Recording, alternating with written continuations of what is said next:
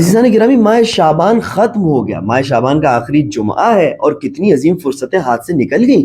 کیا آپ کو اس بات کی فکر ہے کہ جو کچھ آپ نے چاہا تھا حاصل کرنا ماہ رجب و شعبان میں آپ حاصل نہیں کر پائے؟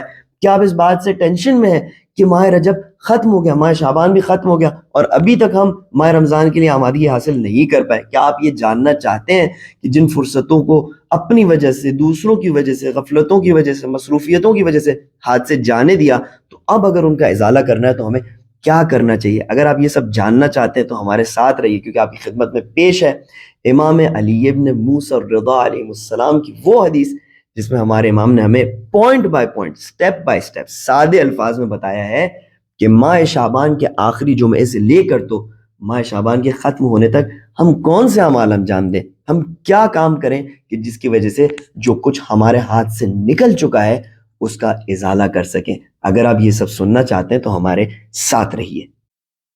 اعوذ باللہ السمیع العلیم من الشیطان الرجیم، بسم اللہ الرحمن الرحیم، وبہ نستعین، انہ خیر ناصر ومعین، وصلی اللہ علی سیدنا محمد وآلہ الطیبین الطاہرین، اللہم صلی علی محمد وآل محمد.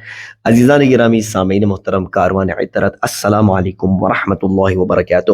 اب اصل ہروی وہ شخص ہے کہ جو مدینے میں پیدا ہوئے تھے لیکن ان کے جد کیونکہ ہرات سے ہیں تو ان کو ہروی کہا جاتا ہے، اور امام علیہ السلام کے بہت نزدیک صحابی تھے. میجورٹی اہل سنت کے انہیں امام کا خادم مانتے ہیں اور ہم انہیں امام علیہ السلام کا صحابی مانتے ہیں، اگرچہ کہ دونوں نسبتیں ایک افتخار کی نسبت ہے، چاہے وہ خادم ہو چاہے وہ صحابی ہوں. جو امام علیہ السلام سے احادیث نقل کرتے ہیں یہ دونوں بہت بڑے شرف ہیں. عزیزان گرامی، ابا سلط فرماتے ہیں کہ دخلت على ابي الحسن علي بن موسى الرضا في آخر جمعة من شعبان فقال لي، میں ماہ شعبان کے آخری جمعے کو امام رضا علیہ السلام کی خدمت میں گیا تو انہوں نے مجھ سے فرمایا، یا ابا سعد، اے ابا سعد، ان شعبان قد مضى اکثرہ، شعبان کا اکثر حصہ گزر چکا ہے، وهذا آخر جمعة من، اور یہ آخری جمعہ ہے ماہ مبارک شعبان کا، فتدارک فیما بقی منہ تقصیرک فیما مضی منہ،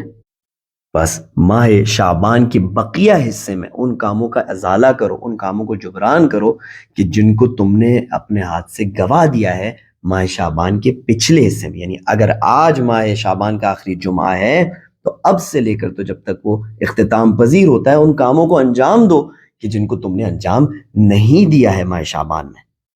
اب امام علیہ السلام سٹیپ بائی سٹیپ ہمیں گائیڈ کرتے ہیں کہ وَعَلَيْكَ بِالْإِقْبَالِ عَلَى مَا يَعْنِيكَ، اب تم پر لازم ہے کہ صرف ان چیزوں پر توجہ کرو جو تمہارے لیے فائدہ مند ہے، جو امپورٹنٹ ہے، وَالتَّرْكِ عَلَى مَا لَا يَعْنِيكَ، اور ان چیزوں کو چھوڑ دو جو تمہارے لیے فائدہ مند نہیں ہے. اس عرصے میں جو بچا ہوا ہے اور ماہ رمضان میں بہت ساری ایکٹیویٹیز ہیں جو کہ شاید حلال بھی ہو لیکن فائدہ مند نہیں ہے ماہ رمضان و شعبان کے حوالے سے، ان کو چھوڑ دو تاکہ تمہاری زندگی میں فرصت پیدا ہو ان کاموں کے لیے جن کو اب بتائیں گے.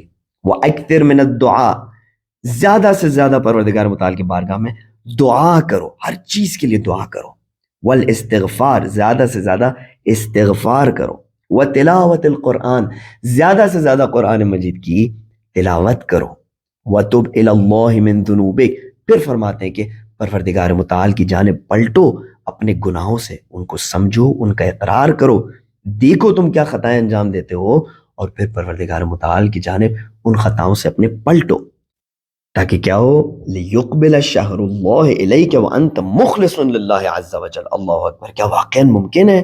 ایسا گرامی اگر ممکن نہیں ہوتا تو ہمارے رہنما ہمیں کیوں اس کی طرف رہنمائی فرماتے، کیوں ہمیں یہ بات بتاتے؟ فرماتے کہ تاکہ تمہارے ان کاموں کی وجہ سے ماہ رمضان تمہارا اس صورت میں داخل ہو کہ تم پروردگار متعال کی عبادت کے لیے مخلص ہو چکے ہو. ماہ رمضان اور تمہاری اس حالت میں ملاقات ہو جس حالت میں تم اللہ سبحانہ وتعالی کے لیے مخلص ہو چکے ہو. وَلَا تَدْعَنَّ أَمَانَةً فِي عُنُقِكَ، ایسا نہ ہو کہ کسی کی امانت تمہارے گردن پہ ہو، کسی سے قرض لیا ہے تو اس کا قرض ادا کرو، کسی سے کوئی وعدہ کیا اس وعدے کو پورا کرو. خاص کر کے ہم سے جو ضعیف ہوتے ہیں، جو ہمارے بچے ہوتے ہیں، جو ہمارے امپلائیز ہوتے ہیں، جن کا کوئی ہم پر طاقت ہوتی نہیں ہے کہ وہ ہم سے اپنے وعدے پورے کروا سکیں، ان کے وعدے پورے کریں. یہ تمام وہ چیزیں ہیں کہ جو سعادت کے راستے میں رکاوٹ بنتی. امام علیہ السلام نے فرمایا اپنے آپ کو ہلکا کرنا ہے تو بس وَلَا تَدْعَنَّ أَمَانَةً فِي عُنُقِكَ إِلَّا أَدَّيْتَهَا، کوئی امانت اپنے گردن پہ نہ رہنے دو مگر یہ کہ تم اسے ادا کر دو.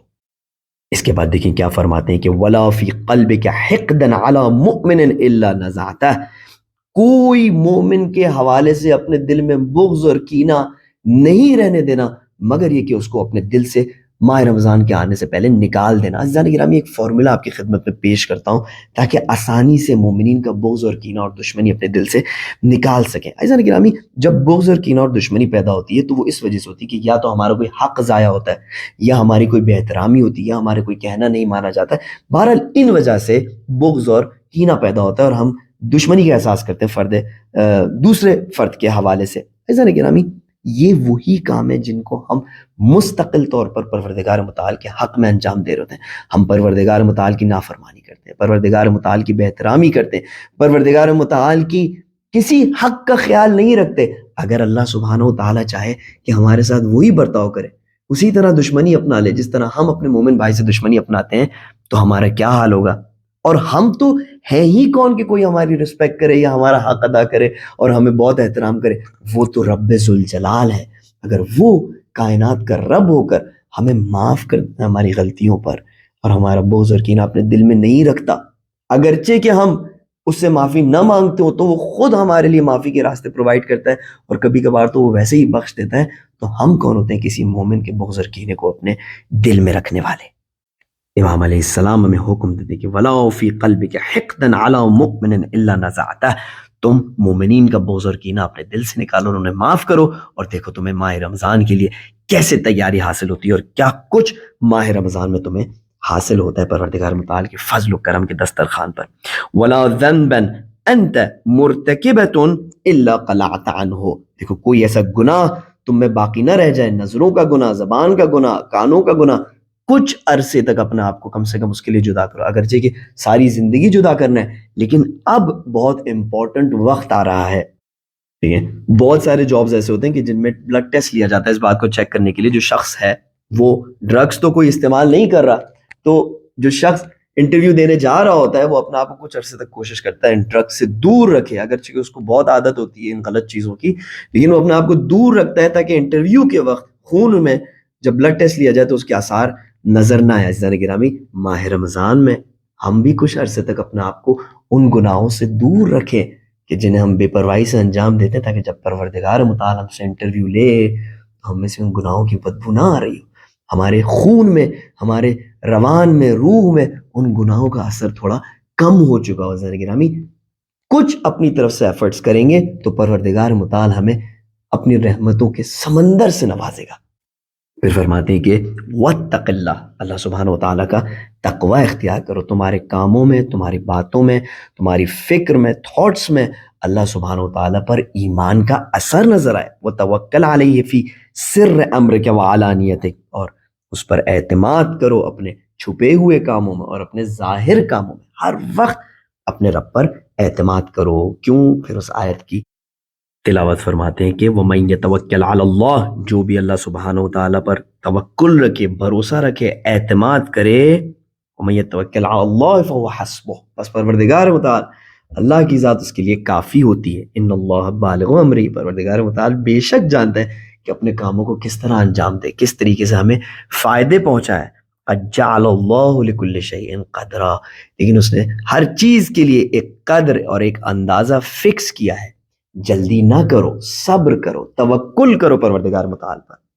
اس کے بعد ہمیں امام رضا علیہ السلام ایک ورد بتاتے ہیں، یہ وہ ورد ہے جو ہمیں اپنی رسپانسبلٹیز کو بھی یاد دلائے گا اور پروردگار متعال کے بارگاہ میں دعا بھی اس ورد میں شامل ہے۔ فرماتے ہیں کہ وَأَكْثِرْ مِنْ أَن تَقُولَ فِي مَا بَقِيَ مِنْ هَذَا الشَّهْرِ، زیادہ سے زیادہ اس بات کو ماہ شعبان کے باقی حصے میں کہو۔ عزیزان گرامی، میں اس جملے کو بہت آہستہ آہستہ پڑھوں گا کہ جو لوگ چاہیں کہ اس کو سیکھ لیں، بہت آسان ہے، دو ہی جملات ہیں، ان کو اگر یاد کر لیں تو یا لکھنا چاہیں تو یہ لکھیں، اپنے ساتھ رکھیں اور ماہ شعبان کے بقیہ حصے میں اس کی تلاوت کریں تو ان کے لیے آسانی ہو۔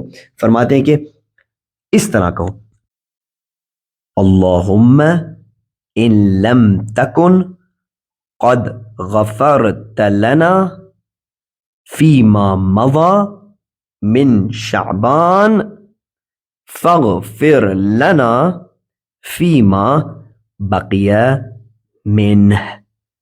پروردگارا اللہم ان لم تکن قد غفرت لنا فیما مضی من شعبان، اگر اب تک اس ماہ شعبان کے گزرے ہوئے حصے میں پروردگارا تو نے ہمیں معاف نہیں کیا ہے، فاغفر لنا فیما بقی من، پروردگارا ہم تو تجھ سے صرف دعا ہی کر سکتے ہیں کہ بس ہمیں معاف کر دے اس ماہ شعبان کے باقی حصے میں۔